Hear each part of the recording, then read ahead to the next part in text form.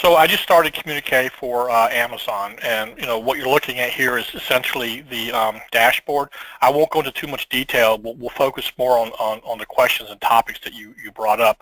But basically, this kind of gives you a pulse of what's going on with your business, and you have an opportunity to be able to configure your dashboards and select various different options and be able to see different types of metrics like product sales versus revenue or purchase date versus payment. This kind of follows the paradigm of Communique, where you have the ability to be able to run a report and select a variety of different options and refine your report so that you can get exactly what it is you're looking for. So let me kind of give you a little overview on some of the things that we do here. As Rox mentioned to you, we do have an integrator that connects into Amazon and automatically pulls down all of your orders, both FBA and merchant listed. There are some serious shortcomings with StoneEdge when it comes to the FBA part of it in particular, or the Amazon in general. And one of the key shortcomings is basically collecting all the market fees and grabbing all the granularity as to what's being charged for each order. Generally, merchant listings are pretty straightforward. Okay, generally they hover around 15%, 14.9, 15.1, but the FBA on the other hand is all over the map. I mean, I've seen fee percentages all the way up to 70 to 80%, and on rare occasions some even over 100%. And you guys might be wondering, how in the world is that even possible? I mean, I'll give you an example. Say you have an item you're selling at Amazon for $5. Say it costs you $2, and you're selling for $5, so you're going to net. You sell it for $5, it costs you $3, and you're going to net $2. But when you start paying the fees, like for example the commission, you pay the per unit fee, per order fee, and in some cases a weight-based fee. Next thing you know, your fees are eating up all the profit. It might even be more than what the cost or the selling price for the item is. I mean, it does happen. So knowing what your margins are is critical here, especially when you're selling on FBA. So what I'm going to do here is I will go over to our order section, and I'm going to show you a few things first off. Let's go down here to product sales, and we're going to look at product sales by date, and we'll look at the last 30 days. So what we're going to look here for, we want to see all the products that were sold on Amazon for the last 30 days, and then we're going to look at our costs and fees and look at our margins. Just give us a moment. And Now, this is the costs. Excuse me? Where does it get the cost from? Well, there's two ways we can do it. One, you can import it in with a CSV file. I'll show you that in the Product Explorer. And the other way is to use our StoneEdge adapter to import the costs from StoneEdge itself. Now, you could run into a couple of problems with StoneEdge, namely that your SKUs may be labeled a different way on Amazon. Like, for example, some people like to put a -FBA at the end of their SKUs, or they use other identifiers. We do have a way of being able to filter those out and do matching. I can show you that. But the point being is that it's possible that your SKUs are not named the same as they are in StoneEdge. If that's the case, then there's some tools that we have here to help you with that. If not, then the next likely thing to do basically is create a CSV file with your SKU, the product costs, and just do an import. All right, so right here what we're looking at is a product sales by date report. It's showing you all the items that were sold in the last 30 days. And so let's just sort by quantity sold. We'll find the big one there at the bottom. So last 30 days, this one right here sold 210 units. Total sales for the product is $3,178.53.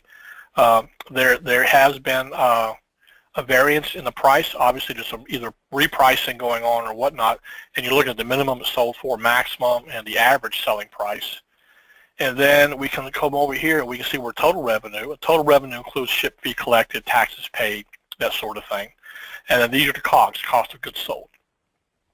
This is how much the product has cost you. And then the fees charged by Amazon tally up to $1,111.53. And then the fee percent, and that's basically the percentage of fees that you're paying for the product you're selling, for this particular product is 34.04%. Average fee per sale is $548. And then your total gross margin is $278.96, and your gross margin percent is $854. A little bit on the low side, but it may be one of those items where you say, if we're making 8, 9, 10% on this, that's after we pay fees, that's good. Now, the next thing I'll show you here is that if you notice the green, basically good, the red, essentially not good. So we come up here and look at the red, and we can see that these are all items that your gross margin is negative. Now, we can do a little search here. I will go and do the little filter box. And so what we're going to do is we're going to do a little search, and we're going to filter, and we're going to say where, let's see, gross margin percent is less than or equal to 10. So you can filter this down and say, I just want anything that's 10% or less. And so we've dropped it down to 78 products. That way you can take a look at not only the ones that are in red, but also those that are below 10%. And, basically see if you need to, reprice these things or anything of that nature. Even maybe even take a look at some of the products and say, as an example, this might be a weight-based fee. Because it is a weight-based fee or an oversized fee, it may not be suitable for Amazon. And therefore, it might be better suited for, merchant listing. So what? Good. Yeah, Lisa had a question, and I at the same time we had the same question. The fees, is it estimated? Is it actual? And where do you get them from? Okay, very good question, and I have the answer. So essentially, you're about 1 or 2 weeks behind with your settlement, okay? So what we do when we import an order, we estimate the fee when it comes in so that at least you have some baseline for a margin on orders that have not been settled, okay? But once an order has been settled and it comes in through your settlement, we take the actual fees that come in from Amazon and replace the estimated fees. So essentially, you may be a week or 2 weeks behind on the actual fees, but we do give you an estimate. Once you have a product that has sold already, then are the fees changing again, or is it usually the same fee for an item per SKU? Well, normally on the merchant list, it's about the same. It really doesn't change much. On the FBA, they change widely. An example would be when you, let's go do orders, data fees. I'll just show you when you do an import. Let's do an FBA feed import. So what we do here, basic fees right here, when we're doing an import, and by default we use 20% for Amazon. But as you saw in the last report, I mean that one was what, almost 35%. Yeah, 3404. Yeah.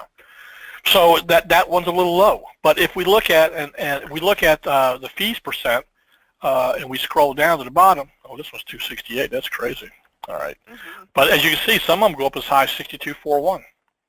Yep. And there's not a real way for us to know that until the settlement comes in and all the charges that are debited against that sale are listed. Well, there is one place, I don't want to argue what you say, but there is one place you do know, which is, that's what we use. Today we use a spreadsheet, and when you build the item and after it's in FBA, in the managed inventory in FBA, it shows you for most of them, not 100%. Yeah, well, no, I understand that. That's right. And if you notice on the heading, it says estimated fee. It doesn't say actual fee, okay? There's a difference. So if you come over here, we do have a report called Fee Preview, which we have a fee preview for all the FBA items. So there's not a fee preview for merchant listed items, but we can come here and look at the fee preview. So this is what Amazon is saying your fee preview is for the product that you've sold. Now, bear in mind, they give you this estimate after they receive the product. They weigh it, they scan it, they measure all the stuff that goes along with it. They categorize the size tier and the whole 9 yards, okay? So when we look at this right here, this would be the total estimated fee, okay? Now, what we also do here is we show you average fees. In other words, we go back into your settlement area and we say, okay, this is the estimate that says that you will be paying for this product when you sell it, but let's go back and look and see, based on the settlements, what you actually paid for that SKU, okay? And if you notice right here, for example, the fee percent on this one is 27.16, but the average fee is really 9.80, and then the fee percent is really 20. So this one actually comes in lower than the estimate from Amazon. But if we look at this one right here, for example, let's see, total fees percent, that's the same. Let's find one that's, all right, so this one's higher. So the fee percent estimate is 25.95. Actual, based on settlements that come in, is 29.37, so it's actually higher. This one's higher too. So the point being is that Amazon can estimate this, but that's not a guarantee of what it's going to be. The only way you'll know for certain what the real fee was for each sale is the actual fees that come in for the settlement. Now, the reason why that's an important distinction is because if you engage in repricing, in other words, you're repricing your product based on the market conditions, that means your fees can go up and your fees can go down. They won't stay static. They will be dynamic, all right? And that's one of the reasons why we include the average fees column here so that you get a better, more real-world perspective as what your true fees are for the item. Yeah, and when you work on a 6% sometimes profit, it's really critical, the accuracy of it. It's not, some of our products we work on 6-7%. Yeah. No, you're right. If you have a very thin margin like that, then it is critical to know what your actual fees are, your average fees, what the actual fees are, not the estimated. And then you have to look and compare that to your costs and incorporate that and look at what your margins really are, okay? So my point is that just because you're looking at the estimate on Amazon, it doesn't necessarily mean that's the actual, and it can vary. So we use this report here, our fee preview, by grabbing your fee preview report from Amazon, bringing it down. And then once we do that, we go out and look at all your settlements for the SKU and then come up with the averages. So that gives you a better idea of what Amazon is estimating versus what you're actually paying. Right. There are many fields like zero, that's because you didn't get the data in yet, or it isn't closed yet, or? I'm sorry, Ari, what was the question? There were a few on the top, the second line and third line under average fees, and it's zero. Yeah. So it means you didn't close. Well, that means, yeah. No, that means that there's been no sales recorded. No settle. Actually, let me back that up. It means that no settlements have been paid for those items. So you could have product at FBA that hasn't sold, and because it has not sold, you're not going to get actual fees. Right. Right. Okay. So, you know, I mean, it's quite possible to send product to FBA that never sells. It happens all the time. And so without an actual sale, there won't be a settlement for that product. Therefore, the average fees will be zero. Here are some more tools that we have that helps you to get a clearer understanding as to what your costs and margins, and to help you even determine what your selling price should be. Which, by the way, we do have let's see, a price floor ceiling calculator built in here too. It's kind of a involved report, so I won't get too far into it. But essentially what it does, and let me just do a right mouse click here.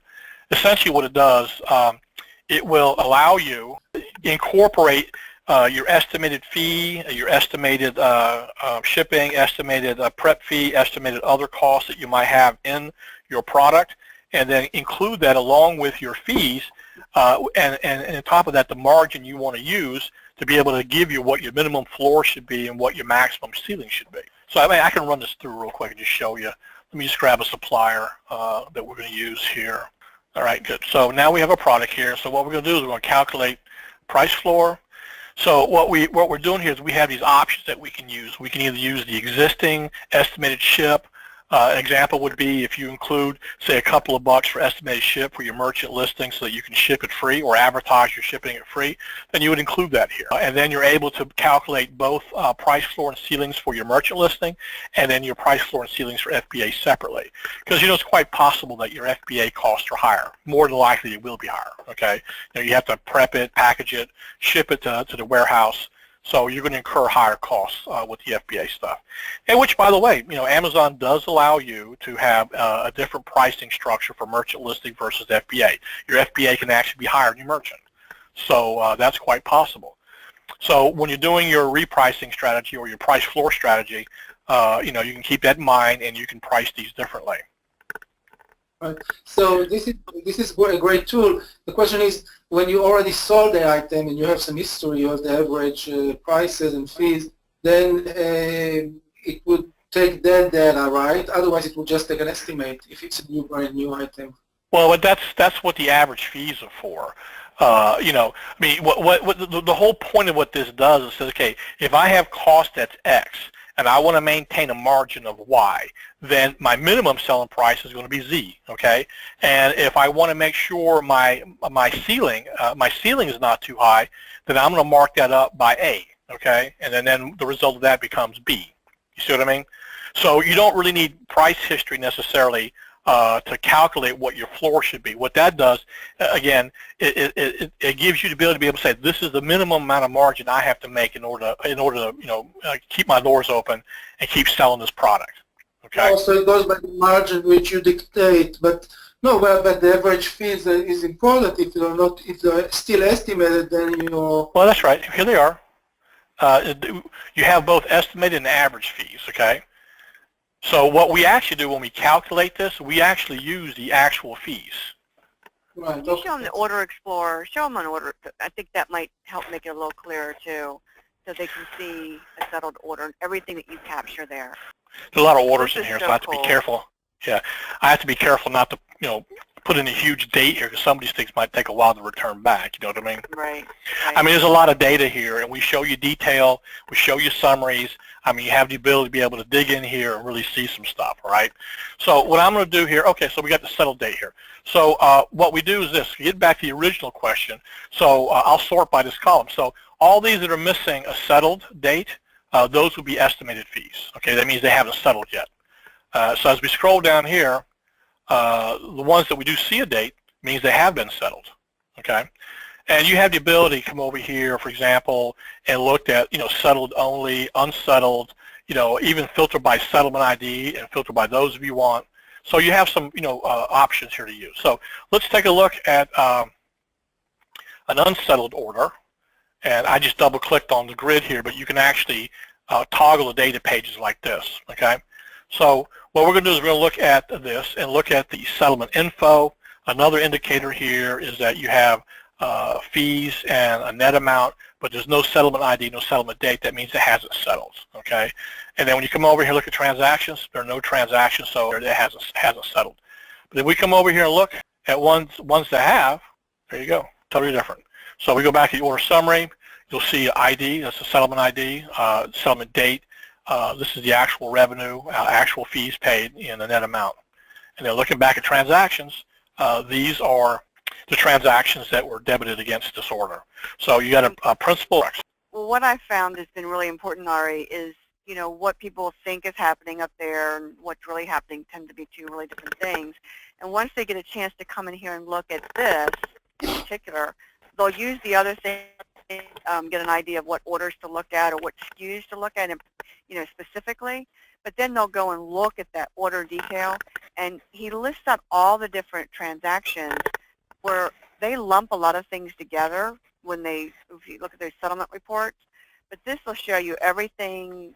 Every time they hit a fee, charged a fee to that order or that product, it shows you right here what it was for and how much it was.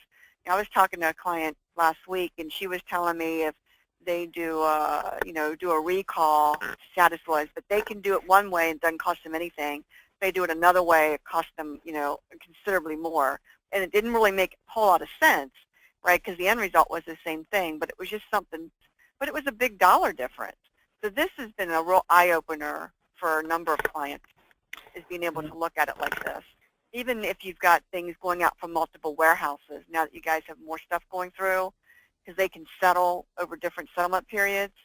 Oh, absolutely. Yeah, the fees don't necessarily hit all in one settlement period. So you can have fees hitting over, 2 different payouts or 3.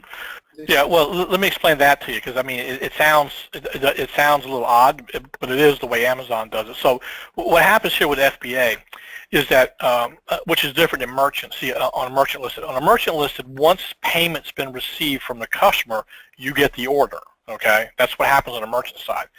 But on the FBA side, you don't get the order until the item is actually shipped.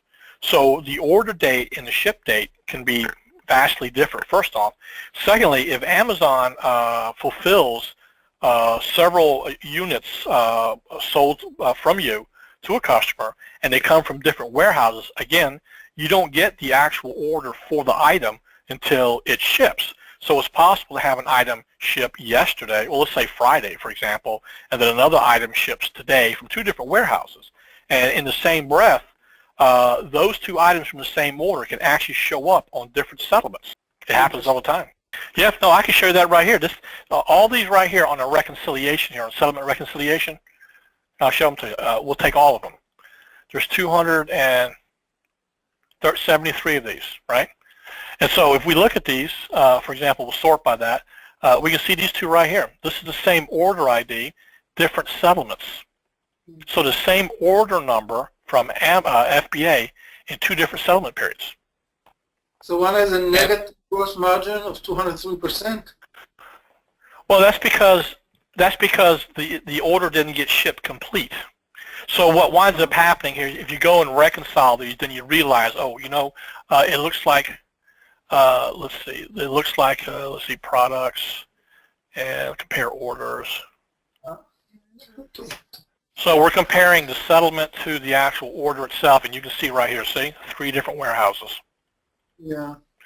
It's one of those anomalies that happens with FBA. There's not really much we can do about it, because, I mean, if that's Amazon's policy that they don't give you the order until it ships, and then they can ship the product from multiple warehouses, which means that there can be a time lag between the time you get these items and you complete the order, and they can't split off into two different settlements.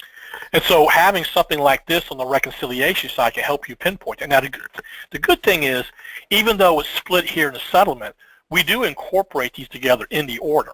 So we're looking at right now the actual items in the order, and they've been incorporated together because they all belong to the same order ID. Okay, they're just split against multiple settlements, which is important to know, because if you have a discrepancy with Amazon, I mean, you need to know that these are in 2 different settlements. So I have a question about, maybe it's related, I don't know if I jump too fast, but you know, we get the refund, sometimes the returns and they refund us money. How do you handle that, and do you have any triggers?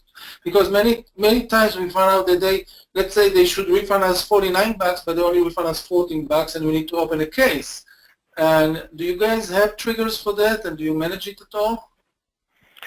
Well, I mean, we do show all the refunds here, and any order that has a refund ID and a refund date. Okay, that's all here.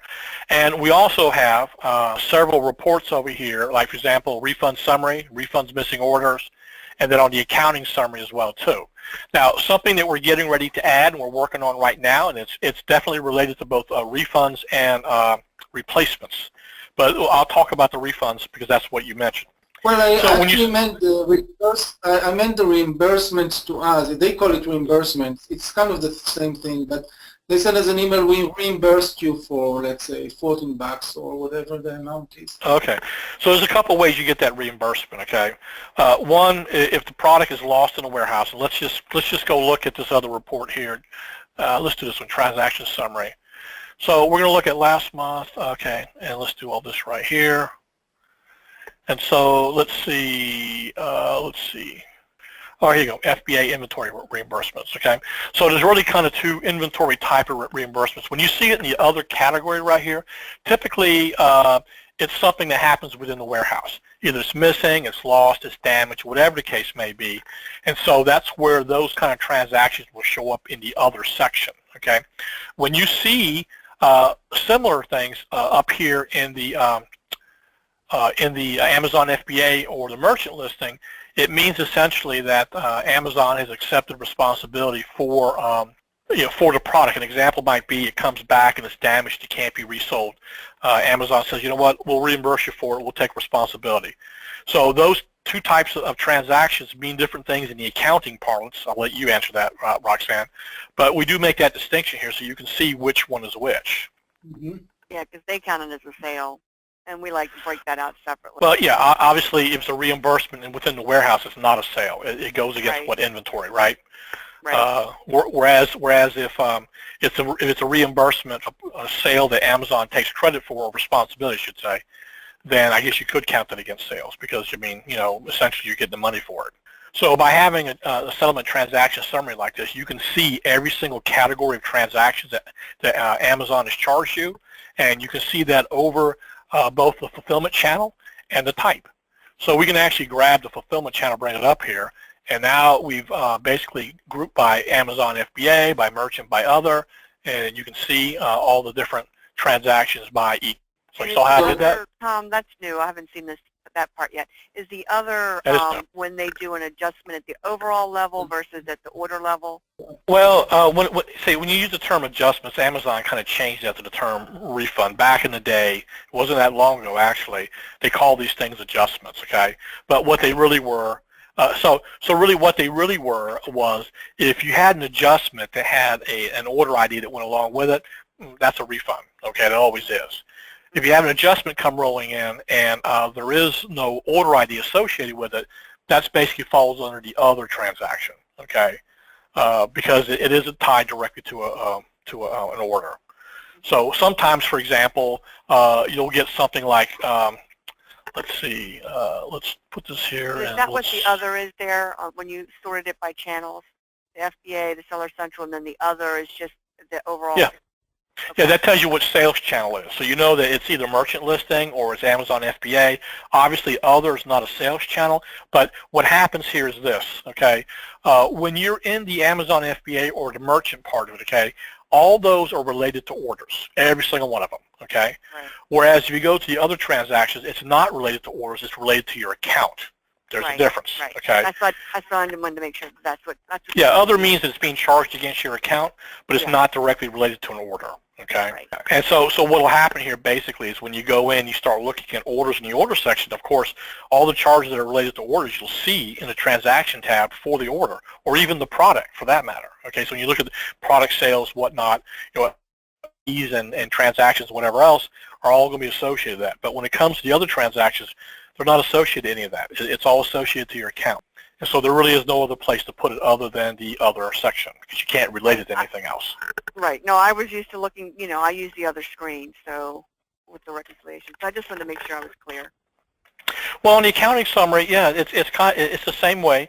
It's just that each of those are broken out by transaction, as opposed to this is summarized by amount, type, and description.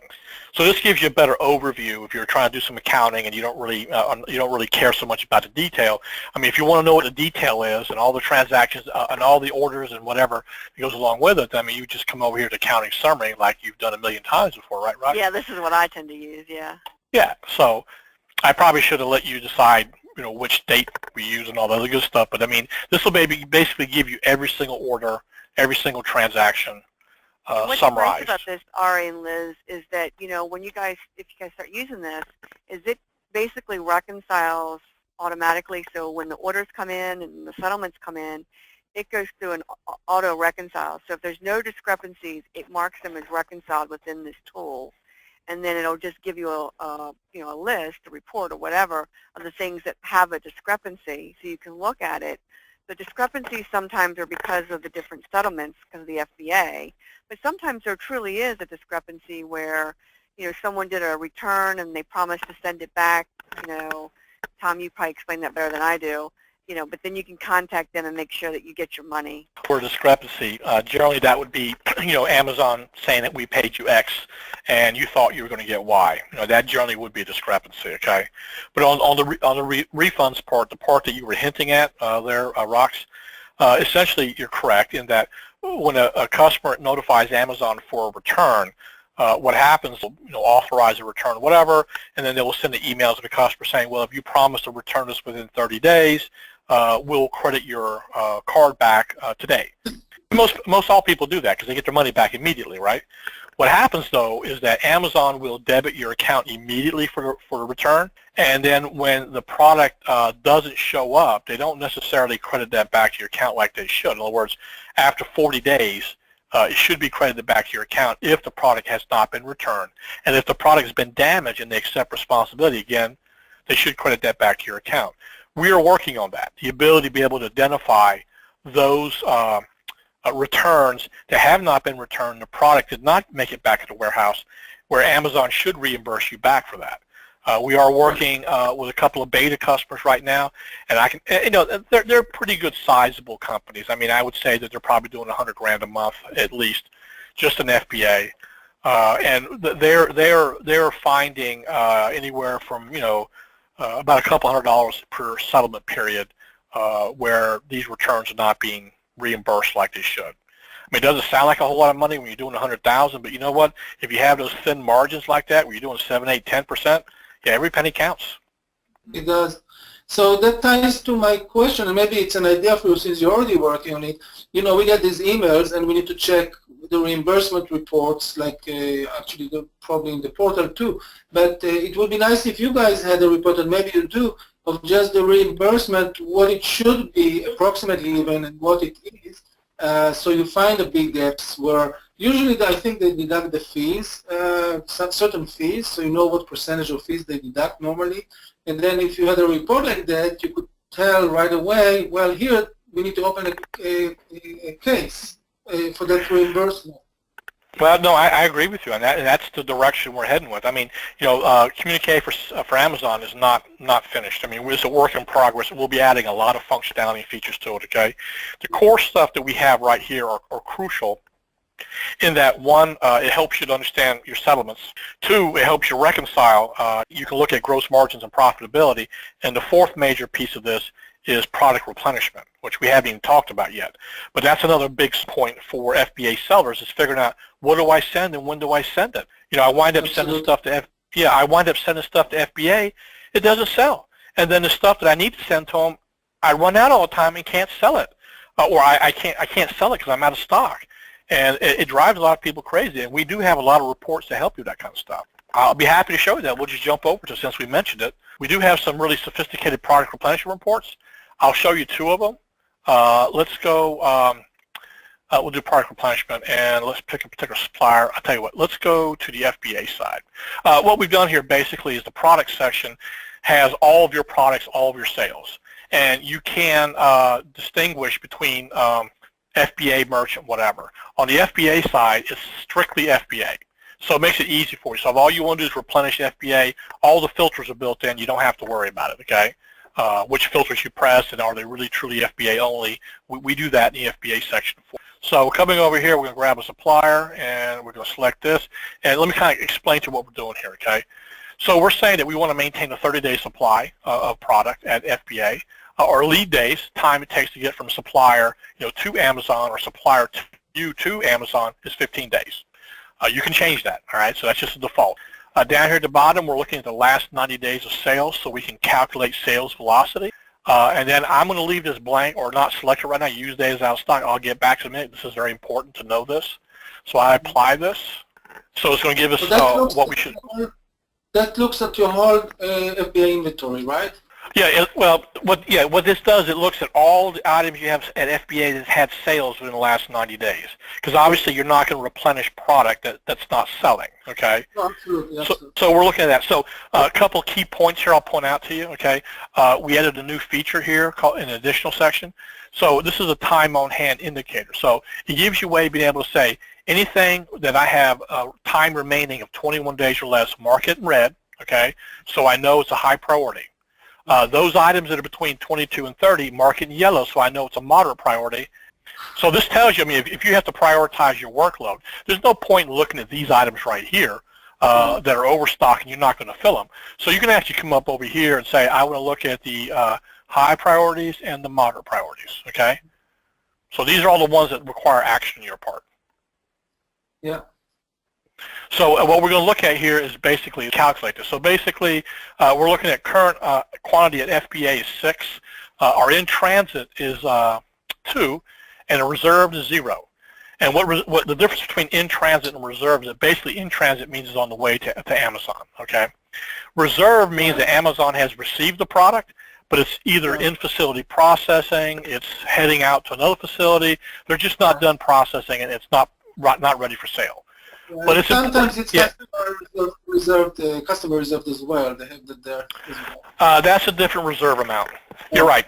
See, we do have a reserve report, and it does break it out to 3 categories: in-facility processing, cross-facility processing, and reserve for orders. Okay.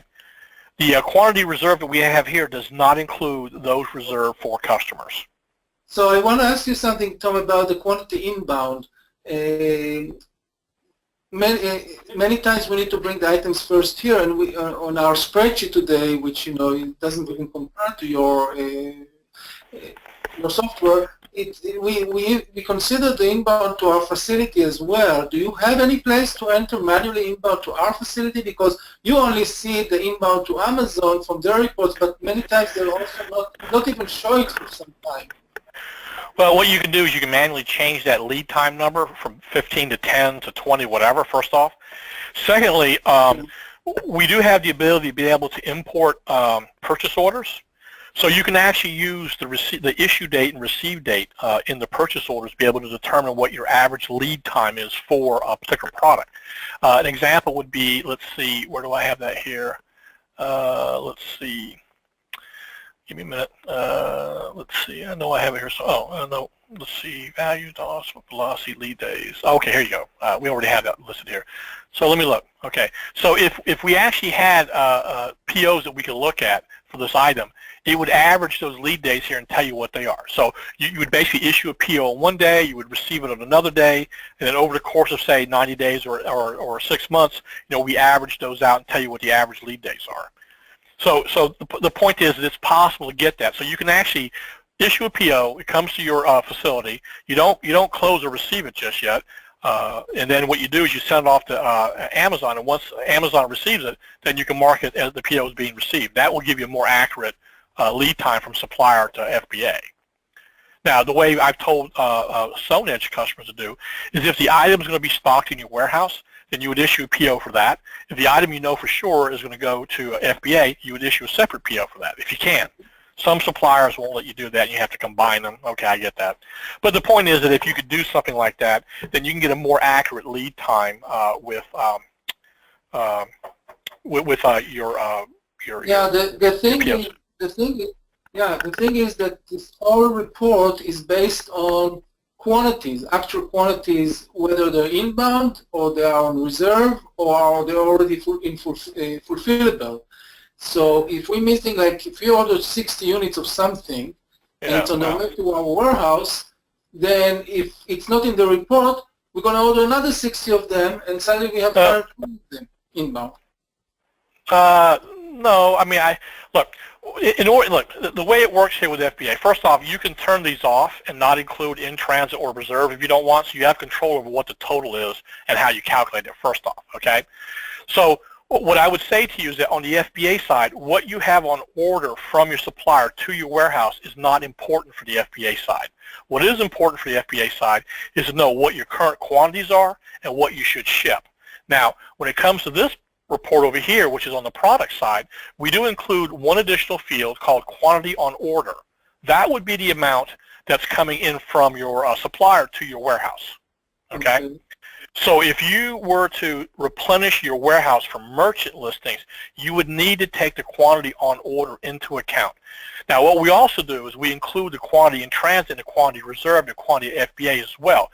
The reason being is because you can use FBA as a secondary warehouse for you. So if you run out in your warehouse, you can say, you know what, I have product at FBA, so we're going to do a non-Amazon fulfillment and have them ship it for us, okay? So that's the reason why we keep these figures here, because obviously you should consider these when you're trying to replenish your warehouse, and what you have at FBA can be an important deciding factor as to what quantities you order. Now, as with the other report, you can come over here on your additional, and you can say, you know what, I'm going to remove these right here and not count those, or I'm going to just remove that and not count these at all, and then apply that, and then you'll get your totals based on these options you select. Also, okay? So hold a minute, Tom. So you do have the quantity on order in this report already. Yep. So if we did order, if it's inbound to our facility, it is showing in the report then, from what I see here, right? That would be correct, but it's, as I mentioned, it's on the regular product side. It's not on the FBA side, because what you have on order is not material for what you need to replenish FBA, okay? What you need to know is what's there and what you have on hand, all right, and what you need to ship. So you can actually calculate, see, when you're ordering from your supplier, quantity on order is important. When you're shipping to FBA, it's not. You just need to know what you need to send to FBA. How do you get the quantity on order into the system here? When we do import from StoneEdge, that's one way, and the other way is importing the purchase order. So let's go up here, sync data StoneEdge. Okay, so right here it says calculate on order, and we do allow for purchase orders. Let's see if I can connect. Yeah, I can connect. Update SKUs with the cost that's in StoneEdge. You can use the calculate on order, and so what it does basically, it will just go in and look at what your expected POs are for the item, and then use that as the on order, and it plunks it right in the field for you. You don't have to worry about it. Well, can you manually enter the inbound maybe into the field? Let's say you have a certain SKU, you have inbound 30. Can you manually edit here? Oh, I just see where it says quantity on order. I just typed in 22. so it would be wonderful if we're okay with updating it manually as we order them. Then if it helps, so it calculates it here and it will include it in the order or not? Yeah, it just did that. It just did that here. So I just typed in 22 and it put it here and then put the quantity at FBA and IT and changed it all to 31. Yeah, so, I mean, you can do that. So again, on the values that Amazon provides, we don't let you edit those for obvious reasons, okay? But the other values that you can get from elsewhere, not generated by Amazon, you can type those in here. Awesome. So then the report, my concern or our concern about looking at the report and say, hey, this is urgent to order, that will include that number that you typed in. Yeah. So I don't know if there's any sales here for this or not, but let's go back up here and take a look. So let's go search. Okay, so there must not be any sales. So let's find one with sales. What this report does basically shows you items that you have at FBA, or in this case, items that you've sold in the last 30 days that have no product. The quantity on hand is 0. So let's see. Let's find one where we see quantity sold 81. Let's try this one right here. So that one's going to have a lot. All right. So let's see what the current quantity on hand. Quantity FBA 56. Let's say quantity on order. We'll just use 20. As you can see, it calculates this, and I will save it, and now the number changes to 76. So let's go over here and look at FBA, product replenishment, and we'll search reset and products. Cross your fingers. Okay. I had this filter on, forget all about that filter down there. All right, so basically this will be the FBA side. Let's go back over to the product replenishment, right, and do the same thing here. This is where the on order is going to be. And let's see, make sure no filters here. Let's try that. There you go. Remember that's on order we just added? There it is. So now it's going to extrapolate it across and say that's what you have, and then you'll be able to calculate that. And while we're at it, and your warnings with the color and all will be affected by that, right?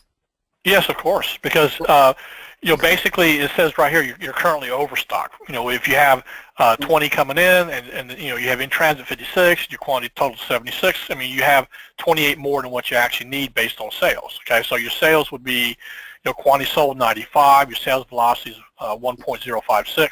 So we can actually come back over here and remove these, okay, and have it recalculate.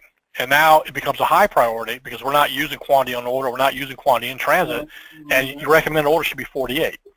So you have a lot of flexibility here in being able to toggle on, toggle off certain options to be able to do some what-if scenarios and trying to figure some stuff out. That's awesome, Tom. I have a question that bothers me. Okay. We have 2 Amazon FBA accounts. You didn't expect that one, I'm sure, but we have 2 of them. Oh, no, I run across a lot of people that have that. It's the same company, the same products, but we don't have the same products in both, but it's both for our company. It's not like another company. All right, so does Amazon know you have two companies or 2 FBA accounts? They created it for us. We are an exception. Okay, no, that's it. Because that changes everything. There are people out there who go out and do this stuff, and they create different accounts and different names, and they use different IP addresses. I mean, that's crazy, all right? I mean, there are people who do that. But if Amazon does this for you, okay, then it should be no problem getting those orders and bring it into one program. And then the way that would be distinguished would be basically either by supplier or by account. Well, we do have suppliers that we send some to the first account and some to the other account from the same supplier. Yeah. So do they give you a separate market ID for that, or is it the same market ID? No, we have different. It's 2 different marketplaces, which Amazon helped us create the second one. Oh, wait a minute. Okay. So normally a marketplace would be like U.S. or Canada, okay? And those have separate market IDs. Normally, if you have an FBA account, I'm sorry, let me back up. If you have a regular Amazon account, you have both the merchant and the FBA. So what you're telling me is that within that same account, they gave you another FBA. Is that correct? Different stores, basically. Different stores. Okay. All right. All right. So in that example, So in that example, we got a couple of ways we can set this up for you, okay?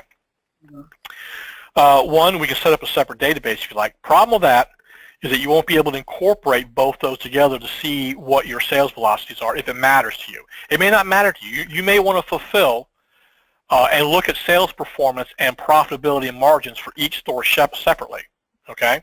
Yeah, yeah, it does. The main pain points, as you know, are first of all knowing that you are completely profitable because the margins are so thin, and then and make decisions, replenishment and all by SKU basically. So it would, of course, it would be nice to have it all in one place. Then you don't need to open two different screens and all. But it's not, you know, we would take that pain, you know. Yeah, well, you know, I would personally, I would take a little bit closer look at that and see, but I would generally recommend that you have two separate databases. They are two separate accounts. Okay, I mean, I wouldn't commingle those because what happens here, and this is where it gets really, really dicey, is that when you try to do fulfillment, I mean, how do you distinguish one from the other? See, I mean, there isn't really a clear-cut way because account or each store has their unique identifiers. You know what I mean? Yeah. So to make things. Yeah, the API needs to connect to two completely different stores, and from that matter. Yeah. So what you do is you run two versions of the integrator. One connects to the database A, the other one connects to the database B. Okay. One has all the MWS API keys you need for store A, and the other one has all the MWS API keys you need for store B. Okay. And you can do it that way. We can support that 100%. So today, since I have a Mac and we have PCs here, I don't know if you have a version for Mac. We have a server, like a Windows server, Windows 13 I think now, and we all log into storage to that server. Is that something you would do the same way, where we can? Yeah, sure. Yeah, sure. I mean, you could. Yeah, we can install it on your server, and you can remote into it. Sure. I mean, for those people who have Windows machines, they can create a desktop shortcut back to the server if they want. For those who have Apples, for example, or Macs, and they want to remote in, you can do that too. So you don't have a version for Mac, right? You couldn't install it on my Mac. If unfortunately, there isn't a demand on the Apple side. Yeah. I mean, if there was, I mean, we'd do it. I mean, it would make business sense, but I mean, it just doesn't at this point, you know. Right, I understand. So the proper solution would be to install it on a Windows server and we remote log in just like we do today with StoneIt. Yeah, you could do that, sure. You know, I mean, the advantage being, obviously, is that if you need to do an update, you can update the server, and the next time people log in, they get the latest, greatest stuff. It works really well, all right? And then the other thing, too, is that no matter where you are, if you allow remote access, you're traveling, whatever, then you should be able to get into your server and be able to run these things. So, right. I mean, that's a lot of advantages. So you guys would take care of it in terms of the remote server, right? Yeah, all I would need is access to the server. Oh, well, let's back up a moment. As I told you about the data files from Amazon, we need to get those. That'll speed things up for us, okay? And then your MWS API keys. And then you would just give us access to the server. We'd go in there and download SQL Server Express if you don't already have it. Install that, get your databases going, import your orders, your settlements. We would need your COGS file. You don't have to have it, okay? You can go back and recalculate orders later, okay? But if you do have the COGS available, it would be useful to be able to have that from the start so we can get you on the right foot. Because obviously, if you don't have COGS, you don't have margins, you don't have profitability, all right? I mean, we can get you fees, we can get you settlements, we can get you all that stuff, but without the COGS, you know, you're missing a big important point of that, all right? No. Yeah, so you give us the COGS file, and then one for each store, obviously, and then you know, we'll update those for you, and then make sure everything is up and running. I mean, the way the procedure basically works is once we get the databases up and going, we download your merchant listings and your FBA listings. Next step is to upload your COGS for each of those. Next step is to upload those order files that you generate for us. Next step after that is the to download the orders and FBA orders from Amazon as of this moment. Then lastly, we download all your settlements. We're able to go back 90 days on your settlements. That's what Amazon offers us. What they require you to do is if you want anything older than 90 days, you have to go and request it. It doesn't take long. It's just a pain because, you know, it's manual. But you can download those if you want, and then you can upload those in the communique. and you can go back as far as you want. I mean, every single settlement you have had in however many years you've been doing this, Amazon will give you access to it, so you can go back as far as you want. Personally, I don't know if you want to go back more than a couple of years. I definitely think that it's advantageous to go back 6 months or a year, particularly if you want to do forecasting and projecting for seasonal sales or some things in the future. All right. But some people do want to go back 2 and 3 and 4 years, which that's their business. They want to do, it's fine. Our software supports it. That's no big deal. So under FBA down here, you see where it says estimated ship? Okay. So you can actually put the value there. And then when you look at what your costs are, you can include those. Perfect. So Okay. you have to go to that each order separately and do that? Is that what you Each mean? product. Yeah, each product. Oh, But okay. you know what? You can import that. All right, that's an importable item to update your estimated ship, estimated fee. So basically, what you're doing here, for example, estimated ship, estimated prep, you can include it under prep or you can include it under other. It doesn't matter. Okay, however you want to categorize that. So you can actually do it that way. That's kind of an indirect way of doing it, but you can do it that way. Well, that is good. That's the way we do it on our spreadsheets today, actually. But can we upload it together with the cost of goods sold sheet? Yeah. Same. Yeah, cost of goods and the estimated fields can all be updated that way. You have a template for that, for the cost of goods, so we can see what the headers should be? Text file or CSV file with the headers. Okay. And then it should be not a big deal. I mean, the only requirement is that the first field contains the SKU, and then well, we do put the headers in there. In other words, we put the headers in the file in order to be able to map these for you automatically. If you don't put the headers in the file, then you'll have to manually map them. Okay. Oh, I see. Yeah, I mean, I'll show you how to do it. I mean, it's really pretty simple and straightforward once I show it to you. And then then the first field really should be the SKU field, okay? Because that's going to be the key field that we use for matching product.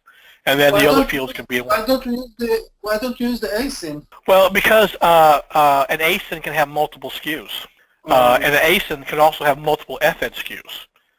So it gets really hairy, okay, when you start looking at it that way. Now, one of the things that we are adding is a whole ASIN section and FN SKU section, okay, so that, as a matter of fact, let me give an example here. We do have product replenishment by FN SKUs. The reason why we do this is because you can have one FN SKU that has multiple SKUs for a variety of reasons. Amazon says, hey, you need to create another SKU here. We had a mistake, whatever, and you wind up having 2 or 3 SKUs, all right? So uploading by FN SKU or ASIN, when you have multiple SKUs for each, can be problematic. So let me just show you here what we do. Let's see, product SKUs. All right, so here's an example where you have 2 product SKUs and 1 FN SKU, okay? And then within, here's another one right here. See that? So as you can see, that's an issue. So with that in mind, you can have multiple FN SKUs to the same ASIN. Mistakes happen at the warehouse, whatever, and Amazon just generates another FN SKU for an ASIN to cover a shipment you have in there. These are problems you deal with Amazon, and so it makes doing this. In other words, if you're trying to mapping a SKU to an ASIN or an FN SKU is not always one-to-one, okay, and that's where the problem comes in.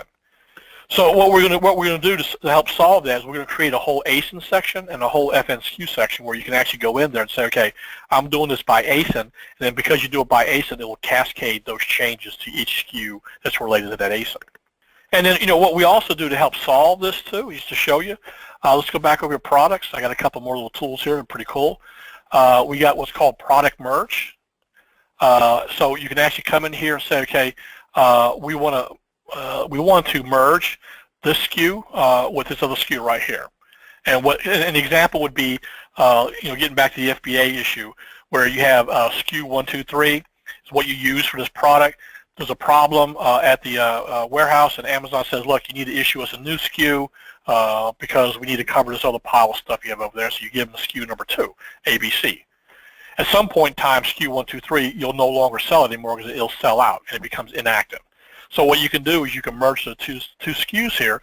The one that's inactive gets automatically marked inactive and doesn't show up in your reports anymore. and then the current SKU is active and it inherits all the sales from the old SKU. Okay, now we have these situations. Now it will be internal in Communicate. Won't it affect the Amazon account, or would it? No. Amazon doesn't delete any SKUs, I promise you. They keep those things forever and a day. But what we do is, and when we download the listing reports and the FBA reports, those come down with it, okay? I mean, we can't change that. But what we can do is internally we can say, you know what, this is an inactive SKU. By default, inactive SKUs do not display on reports. And you have the ability to be able to go back and toggle those on or off. So let's go back and search, for example. So what you want to do is you want to look at product status, where you just say discontinued or inactive, and we can filter by that. Let's reset that. Go back over here. I might have some discontinueds in here. No, I don't. All right, it's fine. But that would be the idea. If you have this discontinued SKUs that you merged, then you can actually go back and reactivate those if you want. All right. So, I mean, we are putting a lot of tools in here to help you manage these situations that come up. I mean, obviously, we're getting a lot of feedback from a lot of merchants telling us a particular situations they're in, how to solve that. You know, so this would be an example of how you can actually retire an older SKU in favor of a newer one, and then not have to worry about those older SKUs showing up on these reports. All right, as you can see, we've been very thorough here. I mean, it's not the be-all, end-all. There's a lot more work we can do, but I mean, we've been very thorough in being able to put together a software package that can be very useful for you. And you keep You adding need to to, it, which is great. It's very nice what you did. Are you planning to do maybe an estimator for validity of selling a product, like getting the data and say, well, it will be sold? Yeah, let me explain that to you, okay? All right. The problem with that is that it's not part of the Amazon MWS API, okay? What you can do, this is what you can do. If you have listed a product, okay, you can actually look at competitive pricing, okay? And it'll show you all your competitors. Well, not the actual names, but they'll give you 20 different listings with whatever the prices are. So you can actually compare what your current price is and how does that compare to your competitors. So the MWS has that kind of stuff, which is useful, okay? What you're talking about, however, is doing some product, which actually comes from the AWS side of things. And Amazon has a different set of rules for that. So we will take a look at that. I'm not promising we can do anything with it. With the MWS, whatever's there we can do because it belongs to your merchant account. But there's other stuff when it comes to that. Amazon is a little bit more stricter about what they allow that to be used for. You know what I mean? Yeah, if you want, I will just email you just for your own curiosity. We use a couple of tools that do that. They just, you know, basically they analyze the front end, and they get some data about the product, including how many reviews and what's the number, the market number of the product, and they estimate the product ranking, the product ranking and all that stuff. Yeah, ranking within category, the whole 9 yards. Yeah, no, I'm familiar with that. All right, it's something we'd like to be able to do. All right, but you have to get approval from Amazon. They have to basically say, okay, we're going to look at this and decide whether or not it's a value to us. And if it is a value to us, we'll let you do it. If not, we won't. And so it's kind of an approval process you have to go through. So having said that, we don't have to do that with MWS. So we really haven't done anything with AWS on that regard. But we have talked to customers. People have encouraged us to go in that direction. I mean, you're doing the same thing right now, which is, you find that useful. If enough people say that, then we may spend the time and develop something like that. Awesome. Very good. Yeah, we're very much open to suggestions, Ari, and whatever because what we're doing is we're letting our customers drive the direction where the software goes. It doesn't do any good for us to put things in here that nobody's going to use. Okay, it doesn't do us any good to do things in a particular way nobody understands. All right, so we did put out a base, a platform, and then this product's been available for 2 years now, by the way. So we've allowed our customers to tell us, hey, this is great, but it could be better if you did this. Or why don't you add this feature functionality, or do this, do that, do the other. And, so that's kind of driving where we're going. And these are things that everybody can benefit from. Absolutely. And the advantage, and the advantage to maintaining your annual maintenance is because as we add these things from customer suggestions, you get these free at no extra charge, which is really good. Yeah. Is ROX, from your perspective, does it help you reconcile the account and makes it easier for internal accounting?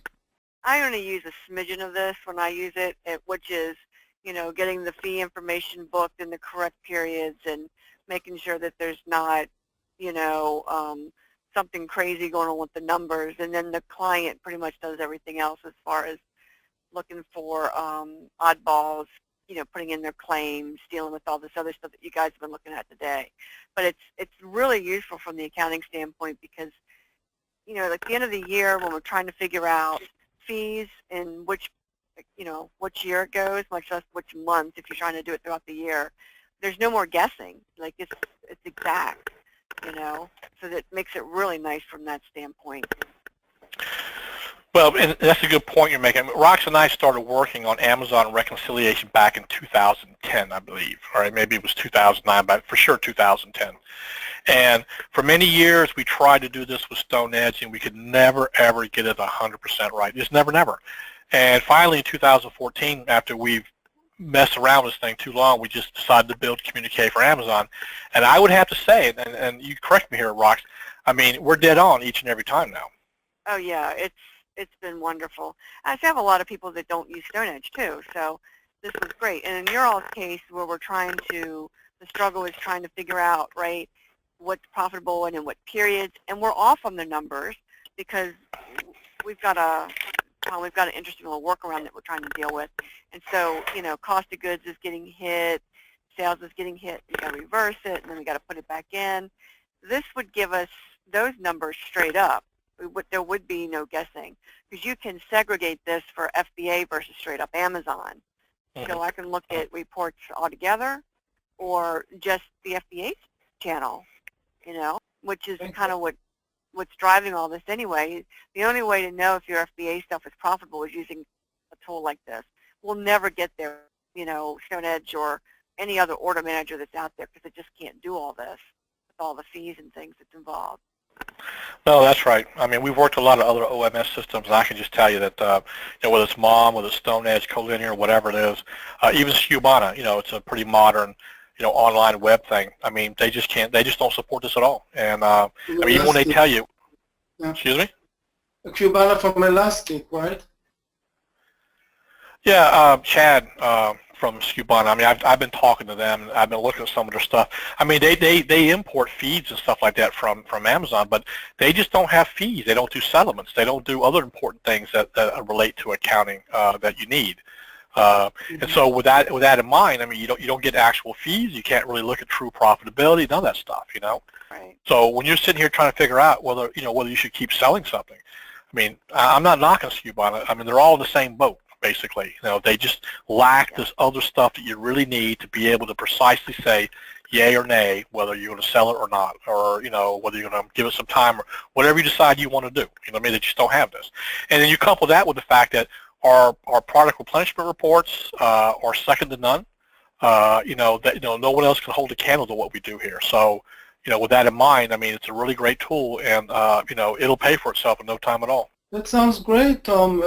You did awesome job, I must say. I'm usually very critical, Liz can Well, you should be.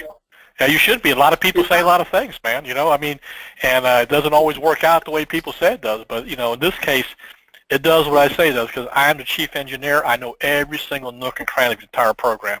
And I wouldn't be telling you something if it wasn't true. Yeah, he uses it for his own business, too, so that's another factor. Well, good point. I'm glad you brought that up. It's enough for me to talk with you, and I hear it in your voice. I can tell.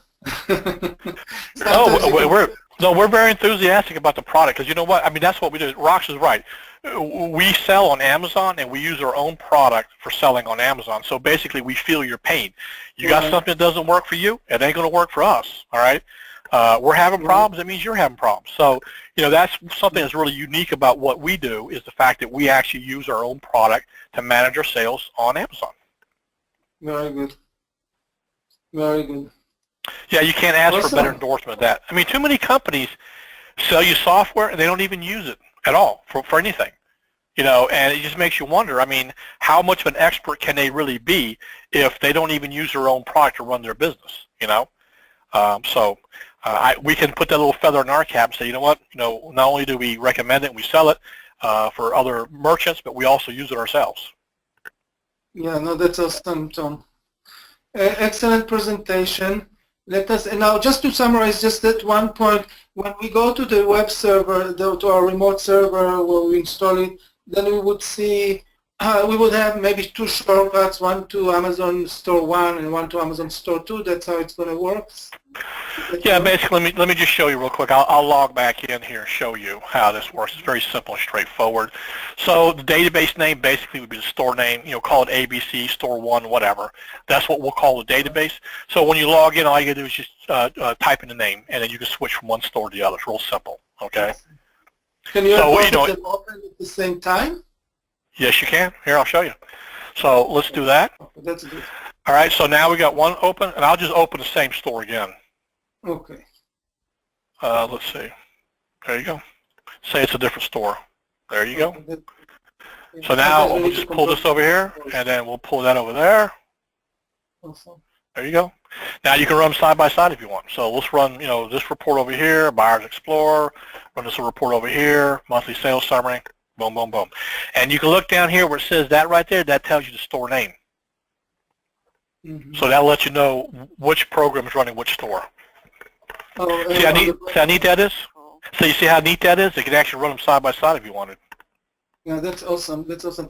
Do you have guides? I mean, you go through things very fast. Of course, you know it so well. How do we start? How do we start? Videos, Well, guides, you can go out. All right, so you can go out to our video channel on YouTube. We have a bunch of videos on reports, for example. Let me just show you one here that we should be able to get to. Let's see, I think product ranking. Oh, you know what? This is a really cool report I didn't show you, product ranking. Let's just take a look at that real quick. We can go out to help. There you go. This is a web help right there. So this will tell you what the report does. And then you can click on right here. Oh, we haven't done the video. Oh, you click here for the video. Okay. Oh, There you go. There's a video. So now we spend almost 10 minutes talking about this report.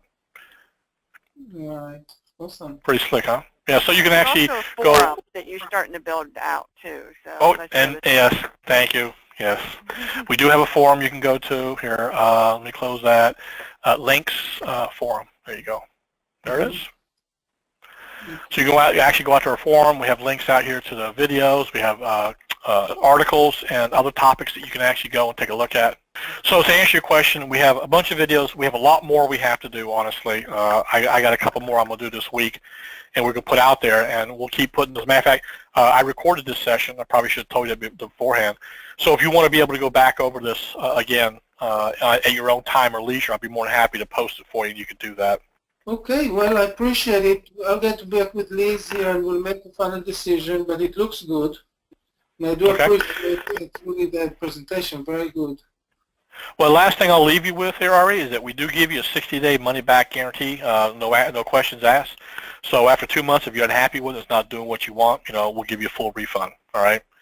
So it's not like you're going to be stuck with it. I'll be honest with you. We don't get anybody asking for refunds, all right? I mean, if you want one, we'll give you one, but nobody asks for it because they're all very happy with it. I hate signing up to something in order to, get a refund. I really wish that we are happy with it once we make a decision. Oh, yeah, well, especially with all the work we're going to put into it, and getting you up and running, and and then you're going to have questions, and we'll probably do a little bit of training, of course. I mean, we put that much into it. I mean, we want to make sure that you're happy with it, and you're not going to return the product. But if you're not happy with it, we do return you your money, no questions asked, off we go. You know what I mean? It's very nice of you. Well, we're that confident. We're that confident, Ari, that you'll be happy with it. Yeah, no, I can see that. I can see definitely. Awesome. Well, we'll get together soon again. Okay. Call via email. And I guess that's anything else you guys need from us? No, I think I've pretty much answered, all your questions, right? Yes, you have. And there might be others, but the critical aspect we didn't touch. I told Liz, you guys are our spreadsheet on steroids. Well, I like to think so. We take all the pain out of it. We just put it 1, 2, 3, boom, boom, there. To save you a lot of time. What started this is everybody was trying to do it on spreadsheets, and it's a painful way to go, and things change, and spreadsheets break, and it's so manual. Well, that's the key. Let me tell you a key thing here is that you're assuming when you do your spreadsheet that you're applying the correct rules. I mean, you might be, okay? But sometimes mistakes happen, or sometimes you forget something when you create and generate those things. So my point to you is that with an application like this, I mean, you'll get consistent results, you know, because we're applying the formulas and the other rules, you know, uniformly across the board. So you know you're not going to have that issue. Now, the good thing is, there is no comparison for sure. That's not even a... Yeah. And you can export any report out to an Excel file, CSV file, whatever the case may be, and then do some additional processing afterwards if you want. So if you're happy with the report, you like the way stuff is looking, then you can say, you know what, I want to do a few extra things that maybe Communicate doesn't do. You can export to Excel and do your thing. Awesome. I do have actually, I almost forgot. I have a third account for my wife's account, very small one.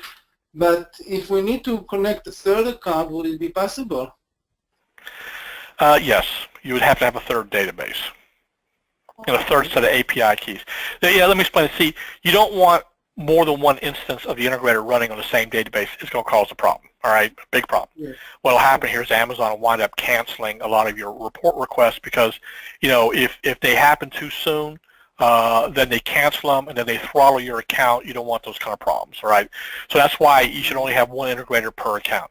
So the point being is that you could have a third integrator with a third database, and you should be good to go. And would you do it for me as part of the package? Well, we can talk about that. Oh. I mean, I'll do the first two, but the third one, we might have to talk about that already. I'll take it as a yes. Well, let's just say I'm amenable to making a deal, okay? Okay, I appreciate that. I appreciate That's no problem. That's no problem. It's not a big account, but, you know, if you're already running, you know, it would be awesome to have. So, yeah, no, I mean, if you have another one of those, I mean, being able to use the same tool across the board, it gives you consistent results. And it gives you a lot more transparency and insight to all your operations. And that's really what it boils down to. You can't get this on Amazon, and there's no other product out there in the market that does this.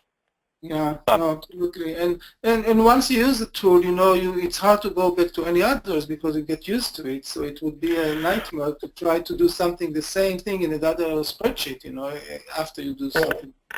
Well, that's right. When you look at the ease of use of this and how valuable it is, I mean, you'll be hard-pressed to go anywhere else. I know that. That's why we offer you a very generous refund period, because we know once you start using it, you're not going to want to go elsewhere. Exactly. No, I see that. I definitely see that. Okay. All right, Ari, you have any other questions? No, I will let you go, and I appreciate it. Thank you, Rox, and thank you, Tom, and we'll be. It was a pleasure talking to you. Thank you. Guys, have a great evening. All right, bye-bye, guys. Take care. Thank you very much. Appreciate it.